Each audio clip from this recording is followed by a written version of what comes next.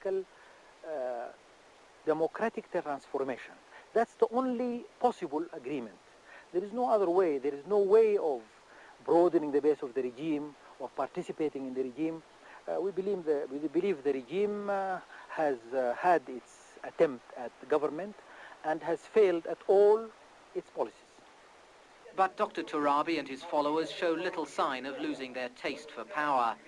Indeed, while the Sudanese opposition remains weak and divided, the regime still has friends in Iran and Iraq and can count on the moral support, at least, of the worldwide Islamic movement, whose representatives gathered recently in Khartoum under Dr. Turabi's sponsorship. Once the elections are complete, the government will be able to claim the added legitimacy of the ballot box. The declared aim of the political process begun in Sudan over recent weeks is the election of a National Assembly, which will sit in this building behind me on the banks of the River Nile. What the government has yet to demonstrate is that the exercise is any more than a cosmetic gesture intended to disguise an authoritarian and militant regime. Simon Ingram, BBC News, Khartoum. The Sudanese government's attempts at their democracy, but the real power is believed to lie in the hands of the charismatic Sunni academic Hassan Abdallah al-Turabi. He leads the National Islamic Front. Simon Ingram asked Mr. Turabi whether he thought the new move to democracy in Sudan was going to work without an opposition party in the country. There are no political parties here, simply because the political parties that exist in Sudan were only 19th century religious sects led by families, actually, only families, not even elites or whatever, I mean.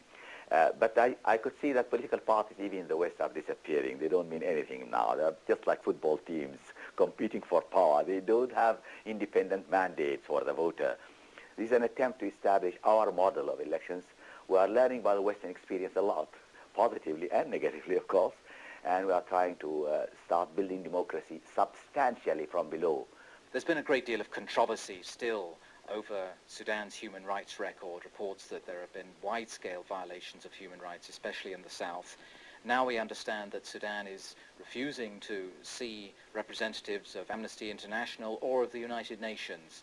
Surely this is only going to perpetuate the image which Sudan has in the West. Well, I don't know. I mean, we allowed someone who's supposed to represent the United Nations to come into Sudan. He turned out to be a very ignorant fellow.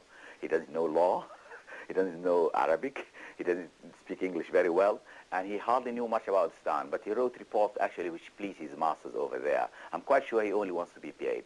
Amnesty, we know who pays Amnesty. And we know that if it's the Muslims, for example, who are in detention, I mean, Amnesty is not interested that much. I myself went to jail for 7 years. I never figured at all, I mean, in their reports or whatever, I mean, for 7 years. The civil war has been going on now for 12 years in the south. We have a ceasefire in place at the moment, but nobody really expects that that will last. To many in the West, the conflict there is seen as a clash between cultures and religions. How do you see it, and how in the long term do you think it can be resolved? I'd educate those people who are religious, Christians or Muslims, to overcome tribal bias for brotherhood among human beings, actually. Be good to thy neighbor and to thy friend, actually, whether you are a Muslim or non-Muslim. And we are trying to decentralize the Sudan from the center. There are 26 governments now in the Sudan, not one government. And decentralize wealth as well, actually. Government is now privatizing the economy. So the people who are farmers, who are cattle owners in the south or in the west, actually will now feel much better than government officials who are now struck by inflation, actually. So there is no problem of cultural centralization at all, not even legal centralization. We have even concession to those areas which are predominantly non-Muslim, African or Christian religions. And therefore, our bars are open in Juba, all over the south, and not here, not in this part of the country.